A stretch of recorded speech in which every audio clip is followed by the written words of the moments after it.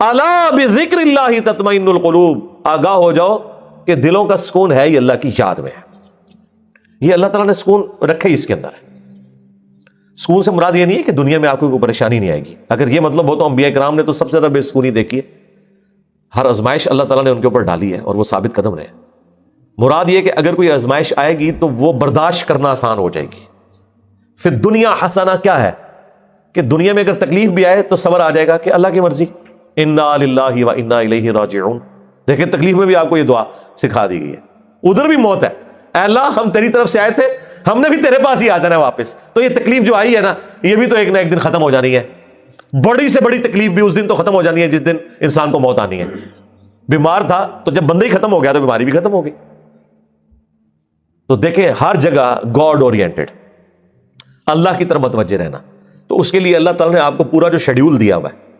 ابھی تو یار ان لوگوں نے ہماری نمازوں کے مزے خراب کر دیے ہیں. کاش آپ کے اوپر وہ دریچہ کھل جائے جو ایک بند دریچہ ہے، وہ سال میں ایک دفعہ کھلتا ہے قیام اللیل کی شکل میں. لیکن اگر آپ امیجن کریں کہ دنیا میں جتنی بھی مساجد ہیں ان کے اندر جہری نمازوں میں قرآن الف لام میم سے شروع ہو کے یا سورہ فاتحہ سے شروع ہو کے والناس تک پورا سال چلے، ایک ایک رکوع ایٹ لیسٹ ایک ایک رکوع، کتنا ٹائم لگ جائے گا؟ اگر یہ نماز 7 منٹ میں ختم کرتے ہیں وہ 20 منٹ میں ہو جائے گی یا 15 منٹ میں. ایک رکوع مغرب کے اندر پہلی رکعت میں، دوسرا رکوع مغرب کی دوسری رکعت میں، پھر عشاء کی رکعت میں اس سے اگلے والا رکوع، اور اس کی دوسری رکعت میں اس سے اگلا، اور اس طریقے سے فجر میں.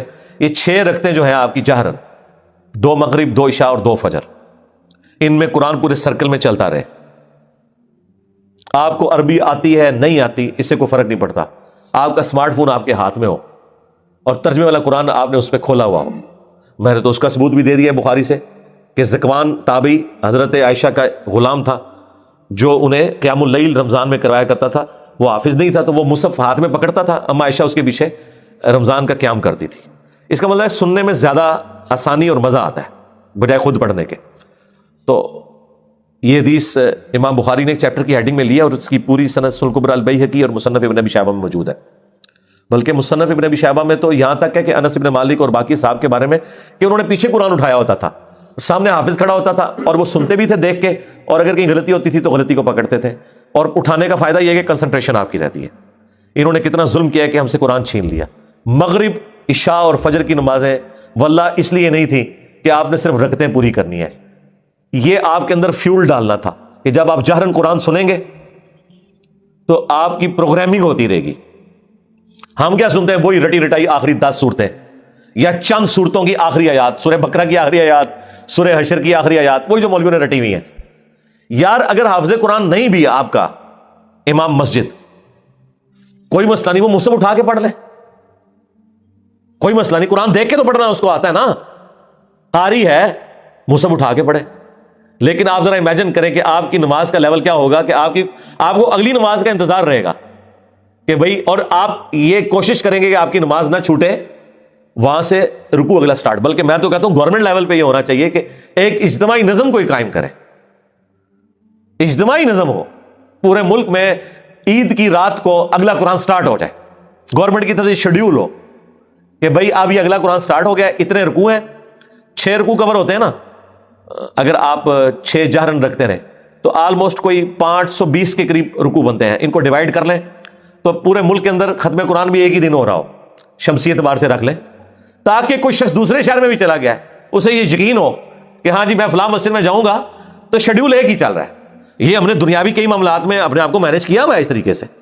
دیکھ لیں KFC آپ امریکہ سے کھائیں، آپ سعودیہ سے کھائیں، آپ جیلوں میں بیٹھ کے کھائیں، آپ کی آنکھوں میں پٹی بندی ہوئی ہو، آپ کھا کے بتا دیں گے کہ آپ KFC کا چکن کھا رہے ہیں. اس سے قطع نظر کہ آپ دنیا میں کہاں بیٹھے ہوئے. 66,000 آؤٹ لیٹس ہیں ان کی دنیا میں. یہ بھی پرانا فگر ہے، اب تو پتہ نہیں اس سے زیادہ ہی نہ ہوگی ہو. ایک ذائقہ دیا نا پوری دنیا کے اندر انہوں نے. اس طرح کے کئی شیڈیول ہیں، اور اگر یہ تھوڑی سی ایفرٹ پٹ کر لی جائے تو سرکار آپ کو کوئی اپنے بچوں کو توحید سکھانے کی ضرورت نہیں ہے. توحید خود بخود وہ سیکھ جائیں گے. پورے دورہ قرآن بھی نہیں ہوگا، انہیں پتا چل جائے گا کہ سب کچھ فراڈ چل رہا ہے. قرآن تو کوئی اور ہی بات کرتا ہے. یہی وجہ ہے کہ جو غیر مسلم ملکوں میں لوگ جاتے ہیں نا، وہاں جب ان کا نان مسلم لوگوں سے واسطہ پڑتا ہے تو پھر ان کو بھی تھوڑی شرم آتی ہے کہ یار وہ جب پوچھتے ہیں ہاں جی اسلام کیا، وہ کہتے ہیں ہم تو پتہ ہی کچھ نہیں. پھر قرآن ترجمے سے پڑھتے ہیں تو آپ دیکھتے ہیں کہ یہاں داڑھی بھی نہیں ہوتی، وہاں سے داڑھی بھی رکھ کے آ جاتے ہیں، نماز بھی شروع کر دیتے ہیں، قرآن بھی پڑھ لیتے ہیں اور گمراہ بھی ہو جاتے ہیں. یعنی ادھر والوں کی نظر میں وہ کہتے ہیں یہ کیا کہانیاں تم لوگوں نے، دین قرآن میں تو یہ کچھ اور لکھا ہوا ہے. تو اگر یہ شیڈیول گورنمنٹ کر دے، یہ کوئی مشکل کام ہے مجھے بتائیں؟ چلے پردہ رکھنے کے لیے اگر کوئی جعلی حافظ بھی ہے، گورنمنٹ کہہ دے کہ ٹھیک ہے جی مصحف اٹھائیں، مصحف اٹھا کے پڑھیں، پردے کا پردہ رہ جائے گا. اگر کسی کو یہی ہے کہ میں تو حافظ بن کے یہاں بھرتی ہوا تھا، ہے کوئی نہیں تھا، کوئی مسئلہ نہیں ہے، مصحف اٹھا کے پڑھیں. پیچھے بھی لوگ ایئر فلائٹ موڈ میں دیکھیں اور ترجمے والا قرآن کھولیں. جب قرات ہو رہی ہوتی ہے اتنا آپ کو ٹائم مل جاتا ہے کہ آپ عربی اور نیچے ترجمہ بھی دیکھ سکتے ہیں. ویسے آپ اگر کوشش کریں نا کہ میں 6 رکوع روز کے ایک جگہ بیٹھ کے ترجمے سے پڑھوں، پھر پڑھ بیٹھے تو کوئی نہ کوئی کام آپ کے آڑے آ جائے گا، کوئی نہ کوئی مصروفیت آڑے آ جائے گی. اس لیے اللہ تعالیٰ نے اس کو نماز کا حصہ بنایا ہے. یہ لوگ پوچھتے ہیں کہ جی جہرن نمازیں کیوں ہیں، لو سن لو پھر اس واسطے کہ جہرن یہ قرآن کے ذریعے پروگرامنگ آپ کی ہوتی رہے، آپ قرآن سنتے رہے. اور ابھی تو میں آپ کو یہ بتا ہی نہیں رہا کہ نبی علیہ السلام کی نماز کتنی لمبی ہوتی تھی. فجر کی ایٹ لیسٹ 40 منٹ کی آپ کی فجر کی نماز ہوتی تھی. جی ہاں، میں تو ایک رکوع کی بات کر رہا ہوں، وہاں تو پاؤ یا آدھا پارا پڑھنے کی بات ہے یا پارا پڑھنے کی بات ہے. چلے وہ نہیں ہے، ایک رکوع بھی کسی کی ہدایت کے لیے کافی ہے بھائی. 6 رکوع تو کور ہو گئے نا. 6 رکوع کا مطلب ہے کہ ایک پاؤ سے زیادہ اس کا پارا ہو گیا. ہر 4 دن کے اندر ایک پارا ختم ہو جایا کرے گا، ہر 4 دن کے اندر ایک پارا. تو اس کا مطلب ہے کہ یہ ایک مہینے کے اندر آلموسٹ کتنے پارے ہو جائیں گے جی؟ 7 پارے. اور 4 مہینے کے اندر آلموسٹ آپ کا ایک قرآن مکمل ہو جایا کرے گا. تو 4 مہینے میں اگر قرآن مکمل ہو رہا ہے تو سال میں 3 قرآن تو ویسے ہی ختم ہو جائیں گے، چوتھا تراویح میں ہو جائے گا. 4 قرآن آپ کے. تو سرکار ایک سال نہیں، ایک دفعہ بھی قرآن سے کوئی گو تھرو ہو گیا. اور پھر اللہ نے کیا اس میں مزہ رکھا ہے کہ اتنی موٹی کتاب ہے کہ بوریت بھی نہیں ہوتی. آپ جتنا بھی پڑھ لینا دوبارہ اس صورت تک پہنچنے کے لیے اتنا وقت گزر چکا ہوتا ہے کہ جب آپ وہ دوبارہ پڑھتے ہیں آپ کو بالکل نئی لگ رہی ہوتی ہے. اگر یہ چھوٹی سی کتاب ہوتی ہے تو 2-4 بار پڑھ کے کوئی بوریت والا معاملہ ہو جاتا. لیکن اللہ تعالیٰ نے یہ چیز بھی رکھی، اتنی موٹی کتاب، اور ایک ایک صورت میں ایسی ملٹی ڈائریکشنل چیزیں رکھ دی ہیں. واقعات علیحدہ سے رکھ دیے، حکمت کی باتیں الگ سے رکھ دی، آخرت کا ذکر علیحدہ سے رکھ دیا، ہر اعتبار سے اس میں ٹیسٹ رکھا. تو یہ قرآن ہماری زندگی میں آ سکتا تھا. اور یہ ویڈیو تو میں نے بہت پہلے ریکارڈ کی ہے کہ قرآن کو اپنی زندگی میں کیسے لایا جائے.